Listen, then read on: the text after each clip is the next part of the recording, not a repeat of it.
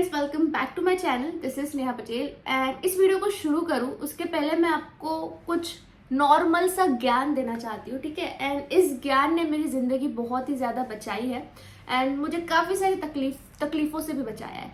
सबसे पहला 3 टाइप के लोग होते हैं। एक वो लोग होते हैं जो बार बार गलती करने पर भी नहीं सीखते, नहीं सुधरते। ये लोग बेवकूफ के कैटेगरी में आते हैं।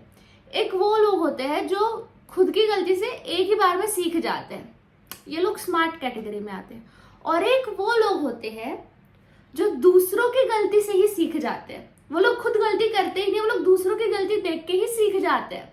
एंड ये आते हैं महा होशियार कैटेगरी में, ठीक है। सो मैंने हमेशा अपनी लाइफ में यही चाहा है कि मैं खुद कम से कम गलतियां करूं इफ पॉसिबल, एंड मैं दूसरों को ही ऑब्जर्व करके दूसरों की गलतियों से ही सीख जाओ कि हमें नहीं करना है। And that's what this video is all about.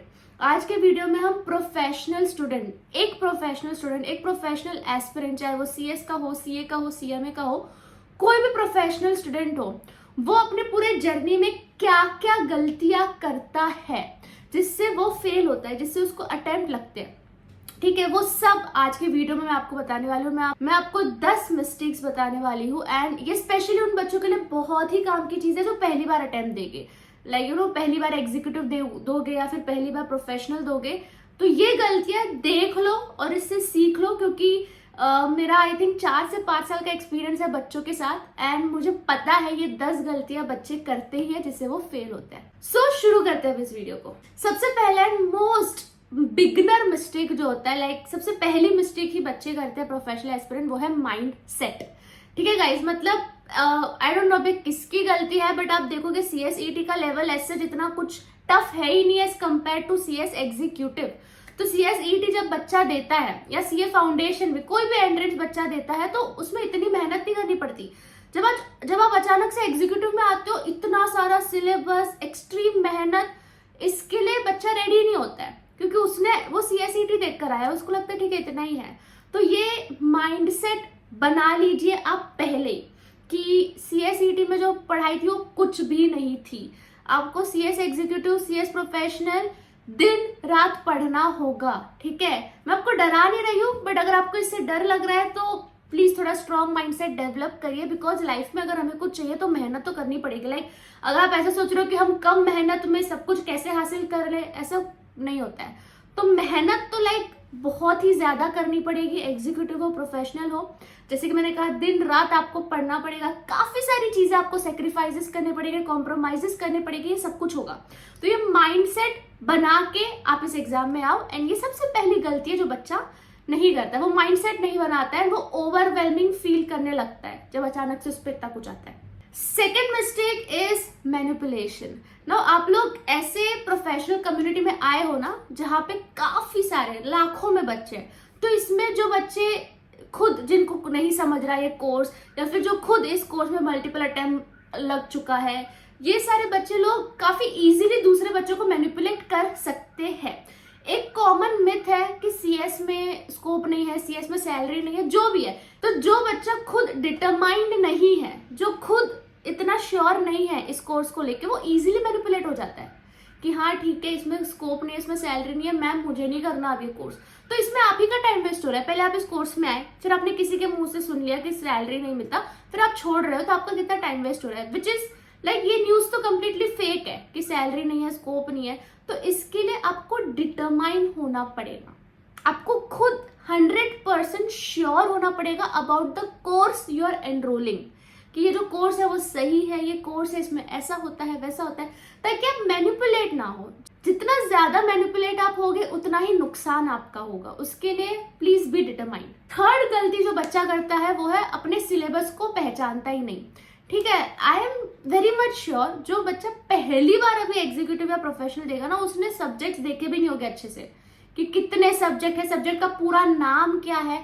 आप ये सब के बिना क्लासेस में पहले दिन चले जाते हो, तो this is completely wrong. You should be familiar with the subjects. मैं नहीं बोल रही कि आप एक एक सब्जेक्ट का खोल के इंडेक्स देखो कि क्या क्या चैप्टर है, आप करोगे तो बहुत अच्छी बात है, बट एटलीस्ट सब्जेक्ट तो जानो। जैसे आपके एग्जीक्यूटिव में 7 सब्जेक्ट होते हैं, ग्रुप 1 में 4, ग्रुप 2 में 3, आपके प्रोफेशनल में भी सेम, ग्रुप 1 में 4, ग्रुप 2 में 3, 2 इलेक्टिव सब्जेक्ट होते हैं। इलेक्टिव सब्जेक्ट क्या होता है, पेपर पैटर्न क्या होता है आपके एग्जाम्स का, ये सब आप पास्ट ईयर पेपर से भी एनालाइज कर सकते हो। लाइक मेरे टाइम पे जब मेरा स्टार्टिंग था, मुझे किसी ने भी नहीं बताया था कि past year papers ICSE website में अवेलेबल होते हैं फॉर फ्री। मुझे पता ही नहीं था, क्लासेस में जाके 1-2 महीने के बाद पता चला।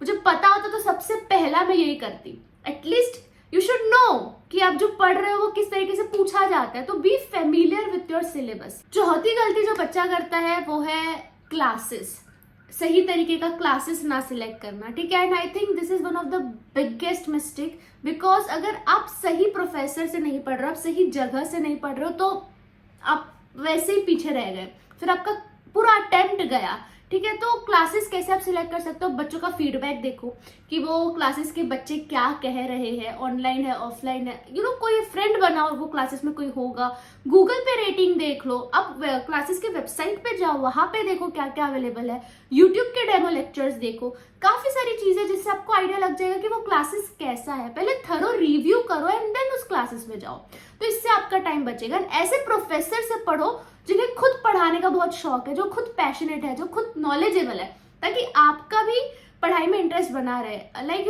अमित वोरा सर अगर मैं बात करूं तो मैं उनसे काफी बार मिली हूँ, मैंने उनके साथ पॉडकास्ट भी किया है एंड मेरी उनसे बातचीत भी होती रहती है।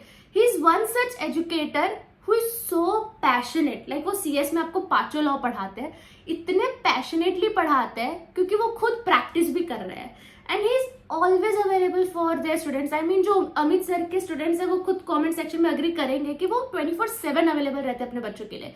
तो ऐसे पैशनेट टीचर आप ढूंढिए जो आपको सिर्फ एग्जाम ही क्लियर ना करवाने के लिए पढ़ाए, बट आपको प्रोफेशनल रेडी भी बनाए। कल तो आप जाके मार्केट में जॉब ढूंढोगे, इंडस्ट्री में जॉब ढूंढोगे, तो आपका प्रैक्टिकल स्किल, आपका इंटरप्रिटेशन स्किल सब कुछ डेवलप हो सके। लॉन्ग टर्म का सोच के क्लासेस सिलेक्ट करो and I think Amit Vora sir उसमें बहुत ही अच्छे तरीके से बच्चों का ध्यान रखते हैं, वो पूरा बेयर एक्ट से पढ़ाते हैं आपको। 5th मिस्टेक जो बच्चा करता है वो है टाइम को सही तरीके से मैनेज नहीं करना।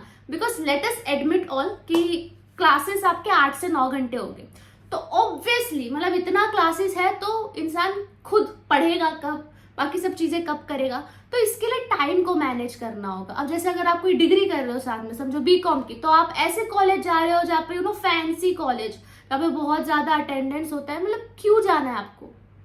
Because let us admit this also कि जब आप सीएस बन जाओगे, no one is going to ask you भाई तुमने कौन से कॉलेज से बीकॉम किया है। No one is even going to ask you कि आपने बीकॉम किया है भी कि नहीं किया। तो व्हाई दिस फैंसी कॉलेज का craze is going on, I don't know. ऐसे कॉलेज में जाओ जहां 0% अटेंडेंस हो, जहां आपको ना जाना पड़े। ऐसा मत सोचो कि मैं कॉलेज लाइफ भी इंजॉय करूंगी, मैं सीएस भी करूंगी, नहीं, कुछ तो कॉम्प्रोमाइज होगा, या तो फिर आप एक ही ग्रुप दे पाओगे, दोनों तो पॉसिबल ही नहीं है, like impossible, next to impossible. तो प्लीज टाइम को मैनेज करो। ये कुछ मैंने टेक्निक बताया कि 0% अटेंडेंस वाली कॉलेज में जाओ एंड खुद रिवाइज करो। चाहिए तो दिन का थोड़ा लेक्चर कम देखो, बट रिविजन का टाइम रखो। ये सारी चीजें आपको मैनेज करनी पड़ेगी, बिकॉज सिर्फ लेक्चर देखने से काम नहीं बनेगा। 6th मिस्टेक जो बच्चा करता है वो है मॉड्यूल्स को इंपॉर्टेंस ही नहीं देना। आई एम शॉक टू से दिस, बट काफी सारे बच्चे हैं एग्जीक्यूटिव प्रोफेशनल के जिनकी मॉड्यूल पड़ी हुई है नई नवेली दुल्हन की तरह कबट में, ओपन ही नहीं किया है उन्होंने, एग्जाम है कल उनका और मॉड्यूल पड़ी हुई है, मतलब। और देख लिया आईसीएसई ने झटका दे दिया, फिर आपको जून 2025 के पेपर में जेआईजीएल उठा लो, सीला उठा लो, सीधा मॉड्यूल के case studies as it is डाल दिए थे। तो ये जो आईसीएसई मॉड्यूल बना रहा है खुद, और वही एग्जाम कंडक्टिंग बॉडी है, तो वो तो अपने बुक से ही पूछेगा ना। तो आप इतना लाइटली कैसे ले सकते हो मॉड्यूल्स को? ठीक है, आपके क्लासेस की बुक्स, आपके क्लासेस के नोट्स नो डाउट बहुत अच्छे हैं, आपको कॉन्सेप्ट इजी लैंग्वेज में समझ जाती है, but you can't skip module. Module is very important for legal language, आपको लीगल लैंग्वेज सीखनी है। मॉड्यूल में केस स्टडीज होते हैं, वो एज इट इज पूछ कर आते हैं। मॉड्यूल के हर एक चैप्टर के पीछे क्वेश्चंस दिए जाते हैं, वो एज इट इज पूछ कर आते हैं। वो सब मत इग्नोर कीजिए, ये बच्चे इग्नोर करते हैं, जिसकी वजह से जून में तो बच्चों को उनकी मिस्टेक रियलाइज हो ही गई है। आप ये मिस्टेक मत करना। 7th मिस्टेक जो बच्चे करते हैं वो है पास्ट पेपर ना करके जाना। ना आई ऑल्सो डोंट नो बच्चे ऐसा क्यों करते हैं, वो लोग पास्ट पेपर भी नहीं देखते।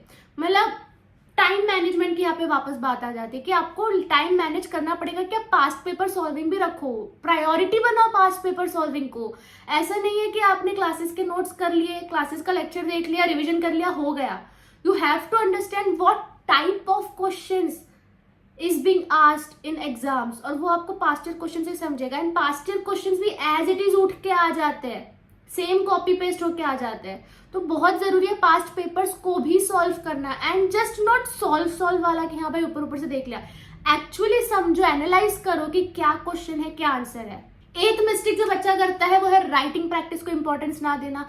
अगेन कुछ बच्चों के लिए बहुत इंपॉर्टेंट है, क्योंकि कुछ बच्चों की राइटिंग बिल्कुल भी अच्छी नहीं होती, एंड इसमें कोई बुरी बात नहीं है। It's okay. हम लोग को हमको थोड़ा पहले से ही पता होता है कि ऐसे आंसर लिखना है, कैसे लिखना है, किसी किसी को नहीं आइडिया होता है। तो उसके लिए you have to do writing practice, ठीक है। आप जितना प्रैक्टिस करोगे उतना अच्छे से आप वो चीज कर पाओगे। अगर आपको पता है कि आपकी राइटिंग अच्छी नहीं है, आपको पता है आपकी स्पीड अच्छी नहीं है, आपको पता है कि आपको नहीं पता कि किस फॉर्मेट में हमें आंसर लिखना होता है, तो फिर आपको प्रैक्टिस करनी चाहिए। If you are someone who is confident कि हाँ मैं लिख लूंगी, मुझे पता है क्या कैसे करना है, तो ठीक है, आप मत करिए इतना राइटिंग। बट बाकी बच्चों के लिए writing practice is a must. दिन के एटलीस्ट 2 क्वेश्चंस तो आपको लिखने ही चाहिए। 9th मिस्टेक जो बच्चा करता है, एंड आई थिंक ये हर एक बच्चे को करना चाहिए चीज, वो है मॉक टेस्ट।